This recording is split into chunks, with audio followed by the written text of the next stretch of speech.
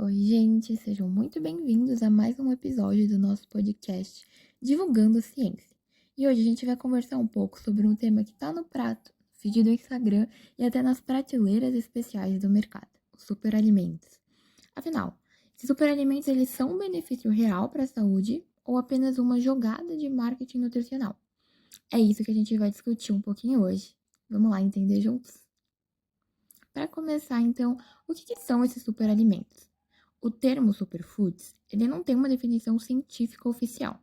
É uma criação que ganhou força com a indústria alimentícia, com a mídia e com os influenciadores digitais, descrevendo aqueles alimentos que alegadamente ofereceriam benefícios excepcionais à saúde. E olha, quem nunca ouviu falar que a chia, o açaí, a quinoa ou a cúrcuma são verdadeiros heróis da alimentação, não é? Mas segundo as pesquisas mais atuais, como a revisão de Cobos e Dias de 2023, muitos dos efeitos positivos são baseados em estudos in vitro ou com animais. Ou seja, poucos contam com ensaios clínicos robustos feitos em humanos. Isso significa que a ciência ela não nega os benefícios, mas ela alerta que eles são frequentemente superestimados e simplificados. Mas então qual que é o poder e o risco por trás do marketing nutricional? A indústria ela soube usar muito bem o termo. Ele gera status, diferenciação social e, claro, movimenta bilhões de reais. Como destacou o estudo de Old Granage, de 2017, consumir superalimentos muitas vezes está mais ligado à distinção social e cultural do que à necessidade nutricional real que ele proporcionaria. É o famoso o que eu como também diz quem eu sou. E o Ministério da Saúde reforça que muitas vezes a promoção desses alimentos ocorre descolada da real necessidade nutricional, criando expectativas irreais ou até induzindo a substituição inadequada de uma alimentação equilibrada. Tá, mas quais são os superalimentos mais famosos? Segundo análises recentes, os 10 superfoods mais citados são a couve, espinafre, salmão, mirtilo, abacate, chia, nozes, feijões, leites fermentados e o alho.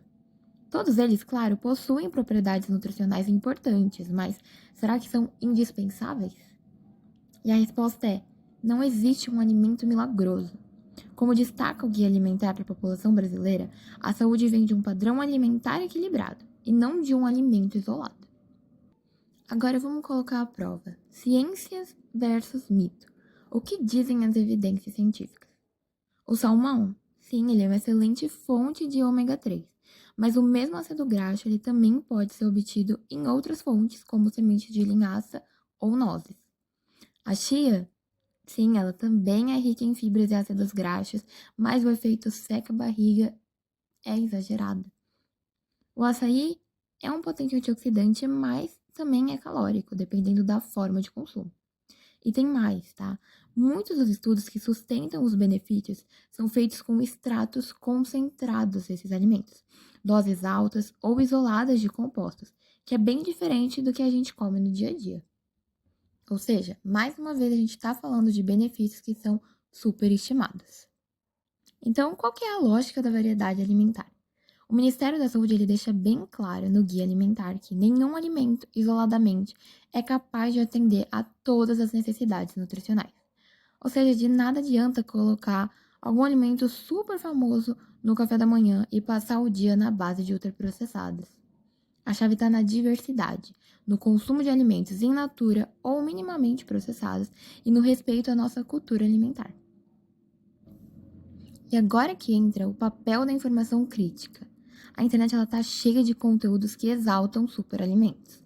Mas, como mostrou a revisão de sites feitas por Cobos e Dias, como a gente já citou, a maioria não aborda pontos cruciais como a biodisponibilidade desses nutrientes, os efeitos adversos potenciais e as limitações científicas. Por isso, a nossa missão enquanto consumidores e profissionais de saúde é sempre buscar um olhar crítico e baseado em evidências. A gente sabe que a nossa alimentação está diretamente associada com o meio ambiente e os superfoods não é diferente. Um aspecto que a gente precisa considerar, além dos benefícios da saúde, que é muito importante, é a sustentabilidade. Muitos desses superalimentos eles ganham fama global e passam a ser consumidos em larga escala, o que pode gerar impacto ambiental e social muito importante. Por exemplo, o açaí, nosso queridinho por aqui no Brasil, ele enfrenta desafios de exploração inadequada e risco de desmatamento. Então, além de pensar nos efeitos da saúde, a gente precisa parar, pensar e refletir de onde vem esse superalimento, como ele é produzido, quais os impactos que ele gera no meio ambiente e nas comunidades tradicionais, e se ele faz parte da nossa cultura alimentar. A ideia aqui não é cancelar os superalimentos, mas sim fazer escolhas cada vez mais conscientes e responsáveis. Saúde, cultura e meio ambiente caminham juntos, de mão dada, coladinhos. Se alimentar bem também é um ato de cuidado com o planeta, e a gente nunca se pode esquecer disso. Agora a gente vai falar um pouquinho de algumas dicas, então, para quem quer se beneficiar desses superalimentos, mas sem cair em modismo. Então, primeiro, priorize sempre uma alimentação colorida, variada e equilibrada. O verdadeiro superpoder está na diversidade alimentar. Quanto mais cor e textura no prato, mais variedade de nutriente, composto bioativo e fibra você está consumindo. Não existe um único alimento que supra todas as necessidades do seu corpo, mas um conjunto de escolhas cotidianas que juntas promovem sua saúde. Segundo, evite olhar para os alimentos de forma isolada e milagrosa. Nenhum alimento, por mais nutritivo que seja, funciona como uma pílula mágica. Focar em um só alimento ou superestimá-lo pode gerar frustração e até negligência com o restante da alimentação. A ideia aqui não é transformar a quinoa ou açaí em salvadores, mas entender que eles podem sim fazer parte de um contexto alimentar equilibrado, sem protagonizar excessivamente qualquer um deles. Terceiro, se for consumir superfoods, que sejam parte de uma dieta coerente e sustentável. Os superalimentos, eles podem sim enriquecer a sua dieta, mas eles precisam estar inseridos de forma natural e consciente, sem criar um padrão caro, excludente ou que seja baseado em tendências e modismos que você vê por aí. Busque valorizar também os alimentos tradicionais e regionais da sua cultura, que muitas vezes oferecem benefícios nutricionais equivalentes ou até superiores, com menor custo e maior sustentabilidade do que os superfoods. Por exemplo, a linhaça brasileira ela é uma ótima fonte de ômega 3, tal como a chia, mas muitas vezes ela é muito menos valorizada. E quarto, desconfie de promessas como emagreça 10 quilos comendo Goldberry. Frases assim são típicas de marketing nutricional, não da ciência. Emagrecimento e saúde são resultados de um conjunto de hábitos, alimentação, sono, atividade física e manejo do estresse. Além disso, o uso indiscriminado de determinados superfoods pode até trazer efeitos adversos, como sobrecarga metabólica, alergias ou interações medicamentosas. Se lembre que, se parece bom demais para ser verdade, é porque provavelmente não é. Resumindo, a gente precisa ter mais variedade, ter menos obsessão, mais consciência e acreditar menos nesses modismos. Acima de tudo, mais prazer e afeto com a comida do dia a dia. Então, para você, meu ouvinte, quando você for ao mercado ou pedir aquele prato diferente, você já pensou em investigar de onde vem esse superalimento que está ali? Será que ele faz sentido para a sua saúde, para a sua cultura e para o meio ambiente? Fica com um convite para refletir. Será que esse super é para mim ou é só para propaganda? E na sua próxima refeição, eu te desafio a escolher pelo menos um alimento in natura que tenha significado para você. Pode ser um legume, uma fruta típica ou até um prato de família. Depois, você pode compartilhar com a gente aqui nos comentários. Como é para você resignificar o superalimento com afeto, consciência e propósito?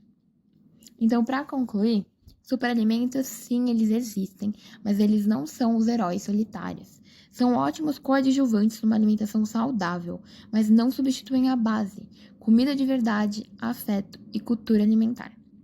Coma bem, coma com prazer e, acima de tudo, coma com consciência.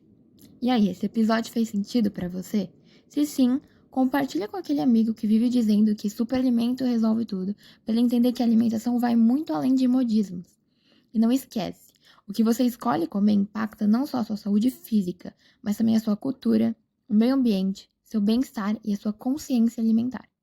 Muito obrigada pela companhia e atenção até aqui e até o próximo episódio.